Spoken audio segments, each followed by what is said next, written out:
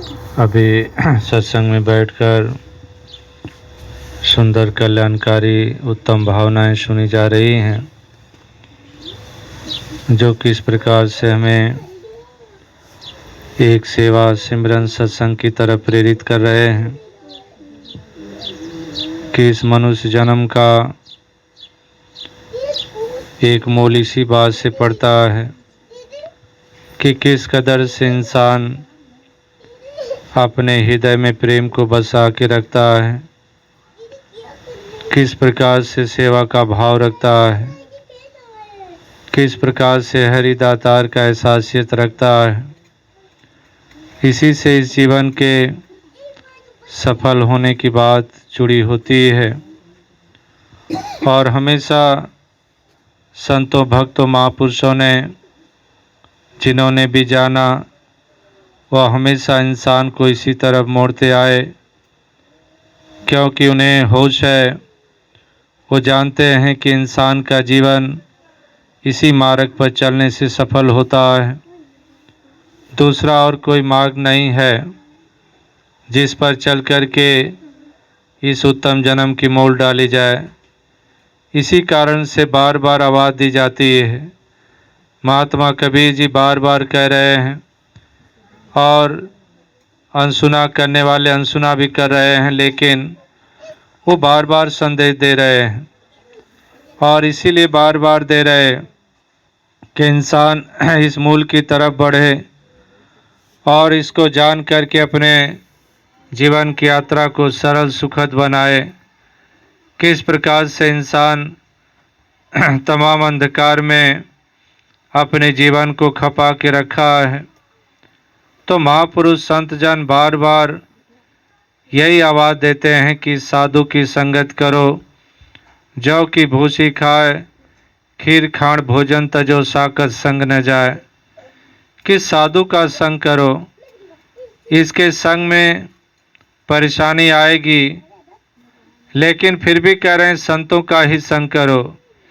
खीर खाण भोजन तजो, यानी कि ऐसी मति में ना पड़ो जहाँ पर दौलतों को ही विशेषता दी जाती है, जहाँ पर एक तमाम संसारिक व्यवस्थाओं को ही विशेषता दी जाती है। तो कह रहे हैं उनका संग ना करके संतों का संग करो। इनके संग में परेशानी आए बेशक, फिर भी इनका संग करो, क्योंकि यही संग है जो कल्याणकारी होता है। और संग तो डुबाने वाले होते हैं, संतों का संग ही कल्याणकारी होता है। इसी कारण से इस संग को इतनी अहमियत दी गई, इतना विशेषता दी गई।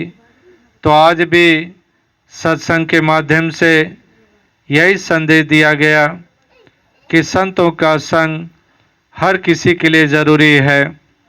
और इसके लिए जो सूझवान है वो वाकई अपना हर तरह से तन भी लगाते हैं, मन भी लगाते हैं, धन भी लगाते हैं, क्योंकि इन्हें इस बात का पता है कि यही असल कमाई है। इसी कमाई से इस जीवन को धन्यता प्राप्त होती है और इस जीवन की मूल पड़ती है।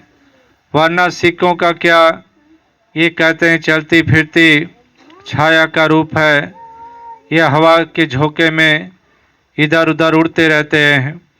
कहीं कोई आज अमीर है और थोड़ा इस समय बाद देखा जाता है कंगाल हो जाता है, और कहीं पर कोई कंगाल है, उसके पास एक कौड़ी नहीं, लेकिन समय बीतता है, अंबार हो जाते हैं धनों के।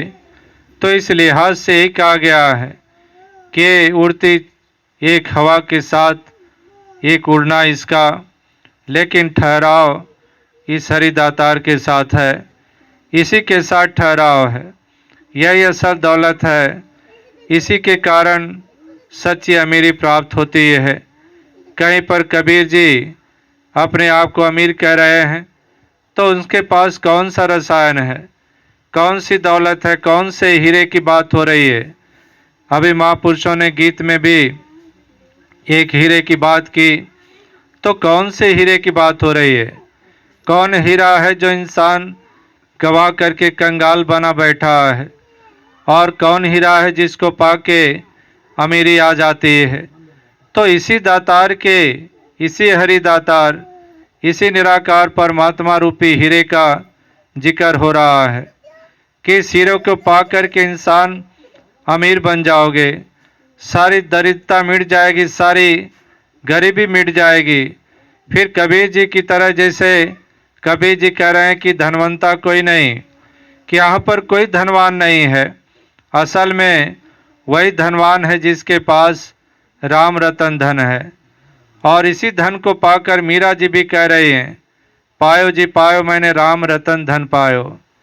ये अनमोलक पदार्थ है, इसी कारण इसको पाकर के मीरा खुशहाल हो गई हैं। और इसको कोई भी पाएगा वो खुशहाल हो ही जाएगा, क्योंकि यही असली हीरा है।